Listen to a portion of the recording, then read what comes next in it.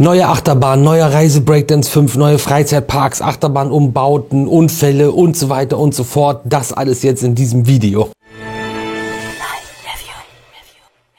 Mahlzeit, herzlich willkommen beim Radio Video Magazin in einem neuen News-Video meinerseits. Wilde Zeiten, verrückte Zeiten und viele neue Sachen, die auf uns zukommen oder die bereits aufgemacht haben. Einige Openings, wo wir auch schon unterwegs waren, wo wir euch schon Videos zu gezeigt haben oder wo demnächst Videos auch noch zu kommen werden.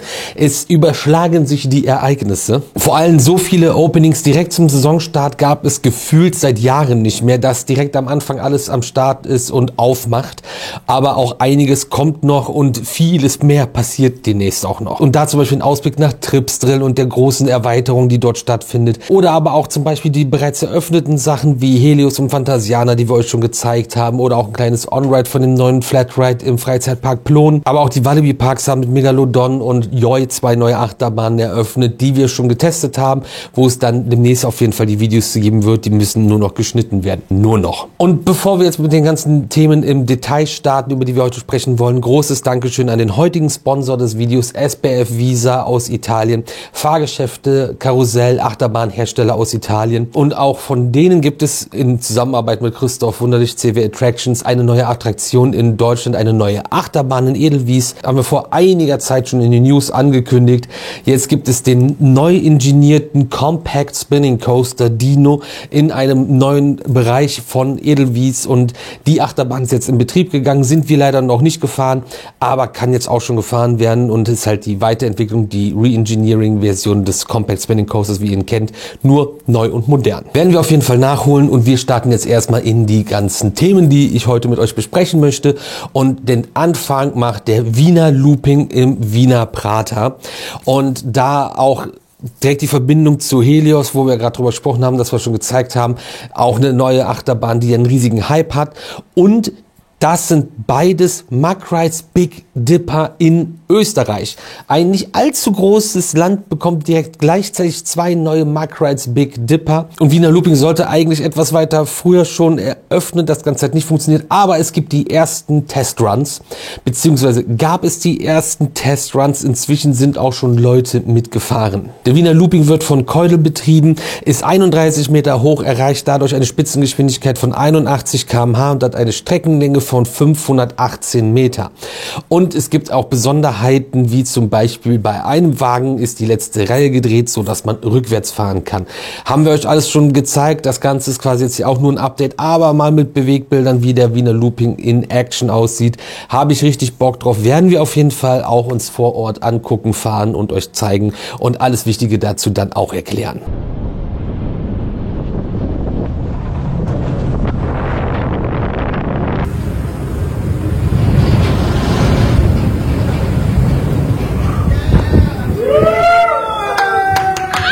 Eine Achterbahn, wo wir auch bereits auf der Baustelle waren und die 2025 noch in Deutschland eröffnen werden soll, ist 100% Wolf im Holiday Park beziehungsweise bald Plopsaland Deutschland. Das Ganze wird von Gerstlauer Amusement Rides aus Deutschland ein Family Coaster. Eine Sache, die auf jeden Fall dem Holiday Park gefehlt hat, mit einer ziemlich schicken Schienenfarbe meiner Meinung nach. Und die Baustelle haben wir euch schon gezeigt und die ersten Stützen und Schienen von 100% Wolf werden gerade installiert. Heißt also, das ist jetzt nicht so unwahrscheinlich, dass die geplante Eröffnung im Herbst diesen Jahres auch stattfinden kann. Aber hier schon mal das kleine Update dazu, dass auf jeden Fall was passiert und die Bahn gerade in die Höhe wächst. Ein weiteres Achterbahn-Update gibt es aus Six Flags New England und die bekommen dieses Jahr auch eine neue Achterbahn von Intermin Amusement Rides aus Liechtenstein und zwar Quantum Accelerator. Diese Achterbahn entsteht auf der Fläche einer anderen Achterbahn, die den Park verlassen hat, die wir damals auch nicht fahren konnten. Dort gab es nämlich einen Vekoma Giant Inverted Boomerang und auf dem Footprint passt ein Multi-Launch Family Coaster von Intermin drauf, in dem Fall jetzt hier. Ob der jetzt zu kurz geraten ist oder ein Giant Inverted Boomerang einfach zu gigantisch ist, das sei mal dahingestellt. Aber Six Flags New England hat jetzt die Fahrzeuge gezeigt, die Züge gezeigt, beziehungsweise ja Teile der Wagen gezeigt, in dem man später sitzen wird. Ich sag mal so, man muss das Ganze, glaube ich, vor Ort in Action sehen, um zu beurteilen, wie das aussieht. Auf unserer Tour, wo wir Six Flags New England besucht haben, haben wir auch Six Flags America besucht und auch da gibt es ein Intermin-Update zu einer bereits bestehenden Achterbahn. Superman Ride of Steel bekommt nach 25 Jahren 2 neue Züge, beziehungsweise erstmal einen neuen Zug, der wird jetzt im Frühjahr installiert und im Sommer soll dann der zweite neue Zug hinzukommen. Das Ganze ist ein Intermin Megacoaster, eine richtig coole Bahn und hat ja sehr seltsame verbastelte Züge, also grundsätzlich Megacoaster-Züge von Intermin, wie man sie aus den 2000er Jahren kennt, aber 2016 zum Beispiel, als es diesen großen VR-Hype gab auf Achterbahn, hat man auch dort VR-Brillen installiert und ich weiß nicht, ob diese ganze Verbastelei daran liegt, aber ich weiß auf jeden Fall noch, dass ich im Vorfeld gehört habe, man stößt sich da auf jeden Fall irgendwo die Beine an diesem Zug und auch das ist mir passiert, als wir vor Ort waren. Also mehrere Gründe, die dafür sprechen, nach 25 Jahren bei einer sehr guten Bahn neue Züge einzusetzen. Und wir bleiben noch ein bisschen bei Six Flags und Intermin. Six Flags Magic Mountain hatte eine Doppelanlage von Intermin und zwar mit Superman Escape from Krypton. Und im März wurde bekannt gegeben, dass der Reverse Freefall Coaster nicht mehr öffnen wird. Das ist das Ende dieser Bahn und leider Gottes ist uns diese Bahn verwehrt geblieben. Bei unserem Besuch hieß es, die Bahn fährt nicht, weil am Vortag Regen war. Und das Ganze ja ein Launch Coaster ist und deswegen würde das nicht funktionieren. Da es direkt daneben ein anderer Launch Coaster stand, der funktioniert hat, sei mal dahingestellt. Damit verlässt uns eine weitere Achterbahn, die zu den höchsten und schnellsten Achterbahnen der Welt gehört hat. Und leider eine Bahn, die ich unglaublich gerne mal gefahren wäre und nie fahren konnte. Ähnliche Anlage gab es bis 2019 in Australien, haben wir auch knapp verpasst. Und ob wir den Turbo Track in Abu Dhabi mitzählen wollen, weiß ich nicht. Ist zwar der gleiche Attraktionstyp, aber für mich von der Art eigentlich doch ganz anders. Aber dann wisst ihr Bescheid, solltet ihr nach Six Flags Magic Mountain fahren und dort steht noch dieser große, massive Turm, den man nämlich hochgefahren ist, vorwärts wie rückwärts. Freut euch nicht so früh, diese Bahn gibt es nicht mehr. Der Turm bleibt stehen, weil Superman Ride of Steel hat sich diesen großen finalen Turm später geteilt mit dem Lex Luthor Drop Tower und der bleibt weiterhin im Six Flags Magic Mountain. Höher, schneller, weiter, total verrückt. Für wen das nix ist, der fährt eventuell in Efteling auch nicht Baron 1898 und möchte vielleicht trotzdem dieses Bergwerk-Thema und den freien Fall erleben oder vielleicht erreicht er einfach nur nicht die Mindestgröße von 1,32 Meter. Und dort wird 2026 Abhilfe geschafft von Efteling und es wird eine neue Attraktion geben, die dieses Bergbauthema vom Baron aufgreift, aber ihr könnt eine etwas entspanntere Fahrattraktion genießen, denn es wird 3 kleine neue Family Freefall Tower geben. Augenscheinlich könnten das die von Cira Rides sein. Die entstehen direkt neben Baron. Baubeginn soll im Herbst diesen Jahres sein und Eröffnung dann 2026. Und man ist dann der Schornsteinfeger vom Baron. Sieht auf jeden Fall auf dem Artwork schon ziemlich cool und spannend aus und ein nettes Add-on und eine schöne kleine neue Attraktion. 600 Personen pro Stunde werden da abgefertigt werden können und eine schöne Ergänzung zum Baron und eine Sache, die ich auch schon oft gesagt habe, ich fände bei so großen Thrill-Attraktionen immer die kleinere Kinderfamilien-Variante im gleichen Thema daneben ziemlich cool und dass man nicht immer einfach nur irgendwelche Kinderghettos bildet. Auf jeden Fall ist das eine Sache, wo ich mich dann im Sommer 2026 drauf freue. Wie ist eure Meinung dazu? By the way, wo man sich, glaube ich, auch drauf freuen kann, ist der Danley's Park. Danley's Park ist im Norden Frankreichs ein kleiner Freizeitpark. Haben wir auch vor Ewigkeiten schon mal besucht. Und die haben eine neue Achterbahn angekündigt. Leider noch nicht für wann, aber das Ganze könnte doch sehr, sehr spannend und interessant werden, wenn es dann soweit ist. Diese Achterbahn entsteht auf einem neuen Areal, einem neuen Gelände, was man neu dazu gekauft hat und es wird wohl auch einen Launch geben und eine Spitzengeschwindigkeit von 80 km/h. Das sind erstmal so ein paar Fakten, mit denen man vielleicht nicht so viel anfangen kann. Was etwas Hoffnung macht, aber wir wissen nicht, wie arbeitet man da. Man investiert 9 Millionen Euro. Und wir haben ja in jüngster Vergangenheit, sei es Helios oder der Ziegelblitz, gesehen, was man mit kleinem Budget machen kann. Das ist auf jeden Fall mehr Budget.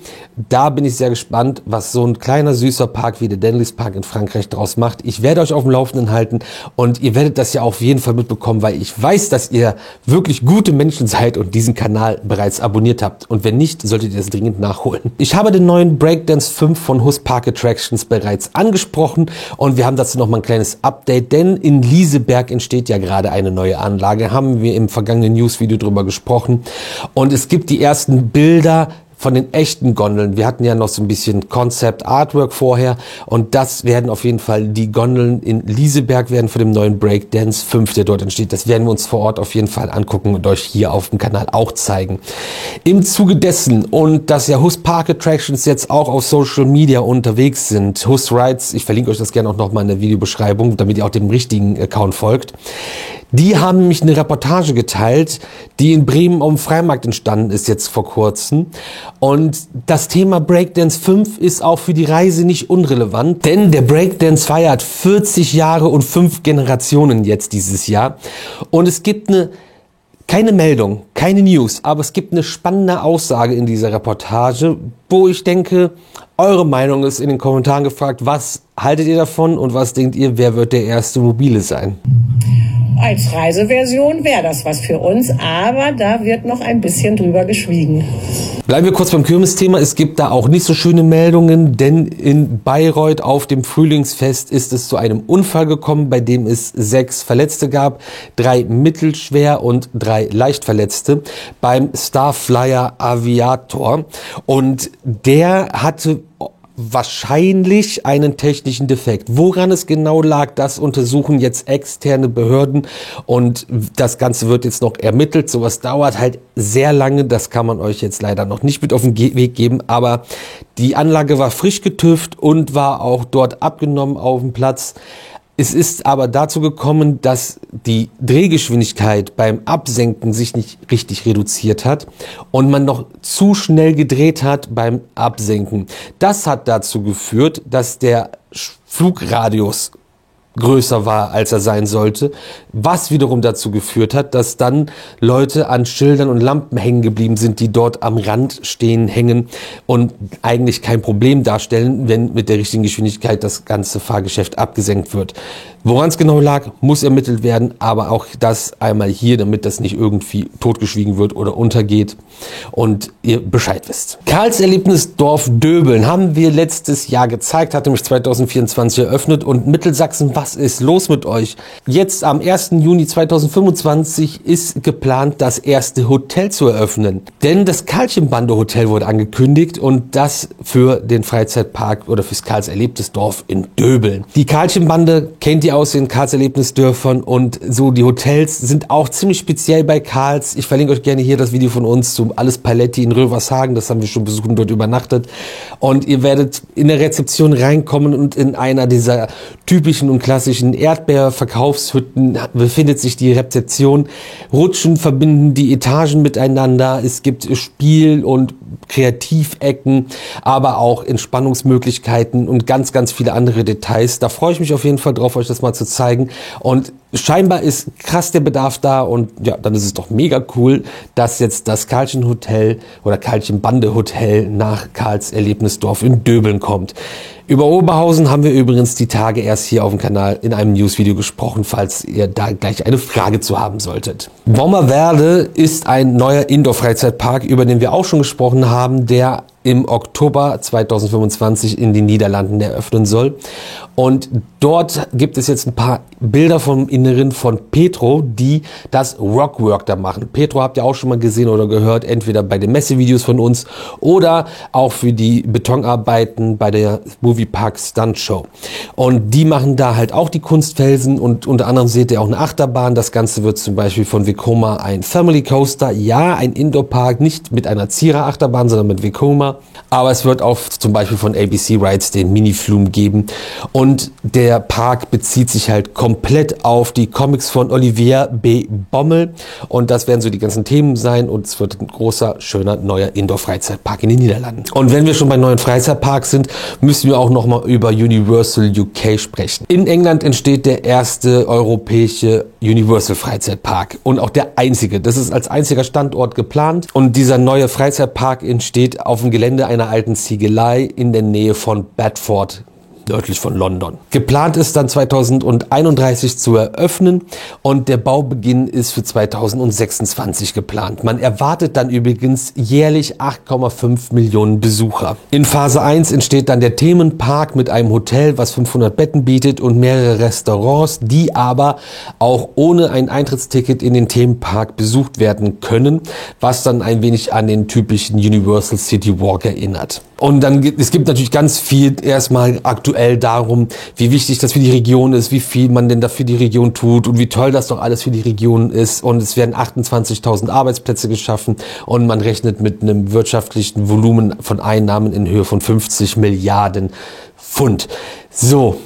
Schöne Grüße nach Krefeld, wo es mal ein Universal hätte geben sollen. Man äußert sich aber noch nicht zu dem, was da 2026 angefangen werden soll zu bauen. Es gibt aber ein Artwork, auf dem man eventuell ein bisschen was erahnen kann und es gibt einiges an Gerüchten. So kann man zum Beispiel sehen, dass Jurassic World und die Minions ziemlich ähnlich zum Beijing-Counterpart aussehen, wobei dann hier Jurassic World wohl noch einen großen Outdoor-Coaster bekommen könnte. Das Eingangsareal sieht natürlich sehr Hollywood-like aus. Es könnte vielleicht ein DreamWorks-Land dazu kommen und es gibt Gerüchte zu James Bond und Doctor Who. Und was natürlich auch spannend ist, dass es noch nichts zu sehen gibt zu Harry Potter, was in England spielt, aus England kommt und eigentlich auch da unbedingt hingehört. Aber London und die Harry Potter Studios sind nicht so weit weg. Meiner Meinung nach würde sich das, glaube ich, aber ganz gut ergänzen. Was ist da eure Meinung dazu?